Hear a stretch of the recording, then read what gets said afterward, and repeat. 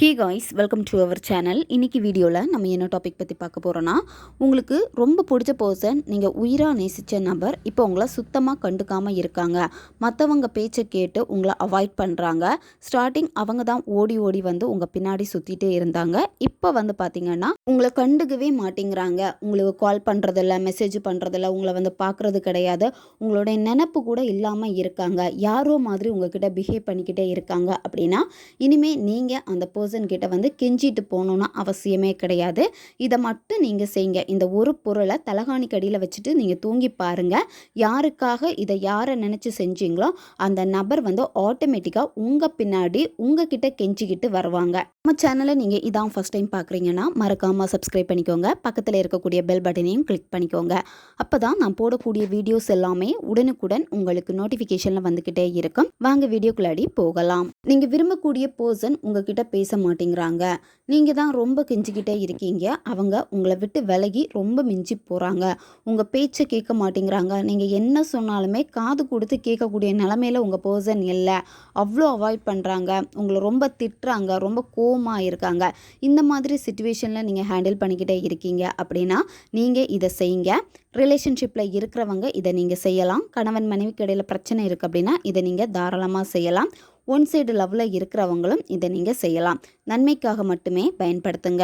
பிரிந்து வாழும் காதலர்கள் இதை நீங்கள் செய்யலாம்.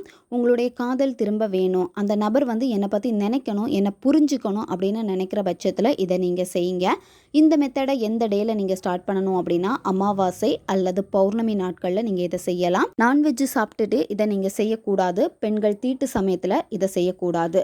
இந்த மெத்தடை நீங்கள் எந்த நேரத்தில் செய்யணும் அப்படின்னா நைட்டு நீங்கள் 11 மணிலேருந்து 12 மணி இந்த இடைப்பட்ட நேரத்துக்குள்ளாடி தான் நீங்கள் இந்த மெத்தடை நீங்கள் செய்யணும். இந்த மெத்தடை நீங்கள் பௌர்ணமி அன்னைக்கு செய்கிறீங்க அப்படின்னா அந்த நிலவொளியில் உட்காந்துட்டே இதை நீங்கள் செய்யலாம்.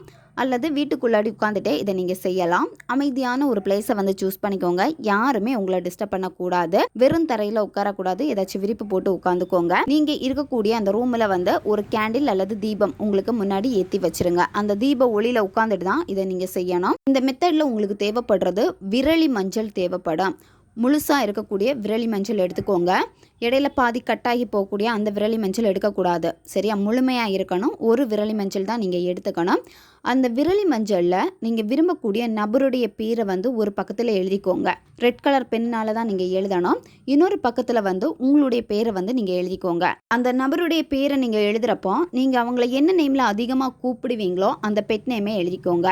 அதே மாதிரி அந்த பர்சன் உங்களை என்ன நேமில் அதிகமாக கூப்பிடுவாங்களோ, உங்களுக்குன்னு ஒரு பெட் நேம் அந்த பர்சன் வச்சுருக்காங்க, அந்த பெட் நேம் சொல்லி கூப்பிடுறப்போ நீங்கள் ரொம்ப சந்தோஷமாக இருக்கீங்க, அவங்களுக்கு அது ரொம்ப பிடிச்சிருக்கு அப்படின்னா அவங்க உங்களை கூப்பிடக்கூடிய அந்த பெட் நேமே நீங்களும் எழுதிக்கோங்க.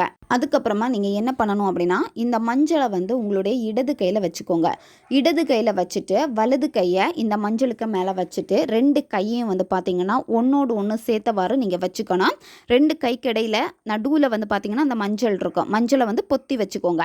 இந்த கையை வந்து நீங்கள் என்ன பண்ணணும் அப்படின்னா உங்களுடைய தொப்புள் பகுதியில் நீங்கள் வச்சுருக்கணும். மெடிடேஷன் பண்ணுற மாதிரி முதுகு தண்டை நேரே வச்சுக்கோங்க. தொப்புள் பக்கத்தில் உங்களுடைய கைகளை வச்சுட்டு ஃபஸ்ட்டு என்ன பண்ணணும் அப்படின்னா ப்ரீத்திங் எக்ஸசைஸ் பண்ணணும். உங்களுடைய மூச்சை வந்து மெதுவாக ஆழமாக உள்ளே இழுத்துக்கோங்க. அதுக்கப்புறமா ஒரு செகண்ட் நீங்கள் ஹோல்டு பண்ணிவிட்டு அதுக்கப்புறமா மூச்சை வந்து வாய் வழியாக வெளியே விடணும். இந்த மாதிரி 10லேருந்து 15 வாட்டி நீங்கள் செய்யுங்க. உங்களுடைய மனம் வந்து என்ன விஷயம் செய்ய போகிறீங்களோ அதில் தான் முழு மனதோடு செயல்படும். அங்கேயும் இங்கேயும் உங்களுக்கு மனம் வந்து அலைப்பாஞ்சிட்டு இருக்காது. அந்த நபரை நினச்சிக்கிட்டே அந்த பர்சன் கூட நீங்கள் இருந்த நல்ல நல்ல நிகழ்வுகளை நினச்சி பாருங்கள்.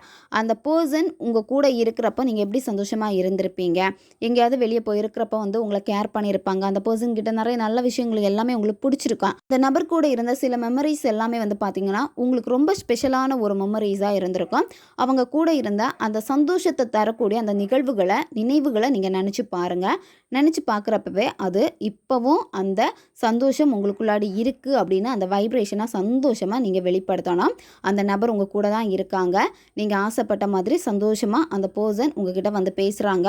எப்போவுமே உங்களுடைய அன்புக்கு தான் அவங்க ஏங்கி தவிச்சிக்கிட்டே இருக்காங்க. ஃபஸ்ட்டு ஸ்டார்டிங்கில் எப்படி உங்களை சுற்றி வந்தாங்களோ அதே மாதிரி தான் இப்போவும் உங்களை சுற்றி வராங்க அப்படின்னு சொல்லிட்டு நீங்கள் மனசார அதை ஹாப்பியாக அந்த வைப்ரேஷனை வெளிப்படுத்திட்டு அடுத்து நீங்கள் என்ன பண்ணணும் அப்படின்னா அந்த நபருடைய பேரை சொல்லிட்டு இன்று முழுவதுமாக உன்னை என் வசப்படுத்தி விட்டேன் இந்த வார்த்தையை நீங்கள் 21 வாட்டி நீங்கள் சொல்லணும். 21 வாட்டி சொல்கிறப்ப மனசுக்குள்ளாடி நீங்கள் சொல்லலாம், வாய் விட்டும் சொல்லலாம். நீங்கள் சொல்கிறத மற்றவங்க கேட்கக்கூடாது. அந்த அளவுக்கு கத்தி சவுண்டு போட்டு நீங்கள் சொல்லாதீங்க. உங்களுக்கு கேட்கக்கூடிய அந்த சவுண்டில் வந்து நீங்கள் மெல்லமாக நீங்கள் சொல்லுங்கள். சொல்கிறப்ப வந்து பார்த்தீங்க அப்படின்னா உங்களுக்குள்ளாடியே ஒரு தன்னம்பிக்கை, அது மட்டும் இல்லாமல் ஒரு வைப்ரேஷன், ஒரு உந்துதலான ஒரு வைப்ரேஷனை நீங்களே ஃபீல் பண்ணுவீங்க. 21 வாட்டி சொல்லி முடிச்சது அப்புறமா என்ன பண்ணணும்னா, கையில் இருக்கக்கூடிய அந்த மஞ்சளை பார்த்து 3 வாட்டி நீங்கள் ஊதுங்க. ஊதிட்டு இந்த மஞ்சளை உங்களுடைய தலகாணிக்கு அடியில் வச்சுட்டு நீங்கள் தூங்கணும். 7 நாட்கள் வந்து அப்படியே இருக்கட்டும். நீங்கள் எடுக்க எதுவுமே வேண்டாம். 7 நாள் கழிச்சதுக்கப்புறமா என்ன பண்ணணும் அப்படின்னா, இந்த மஞ்சளை வந்து ஒரு தேன் பாட்டிலில் போட்டுட்டு நல்லா டைட்டாக மூடி வச்சுக்கோங்க. இது 48 நாட்கள் வந்து அப்படியே இருக்கட்டும். கவுண்டிங் வந்து பார்த்தீங்க அப்படின்னா 7 நாட்களுக்கு அடுத்து வரக்கூடிய 8, 9, 10 இந்த மாதிரி கவுண்டிங் பண்ணிக்கோங்க. 48 நாட்கள் இருக்கட்டும். 48 நாள் முடிச்சதுக்கப்புறமா என்ன பண்ணணும் அப்படின்னா, இதை வந்து ஓடுற நீர்நிலைகளில் கொண்டு போய் போட்டுறணும். தேன் பாட்டிலோட அப்படியே நீங்கள் போட்டுறக்கூடாது.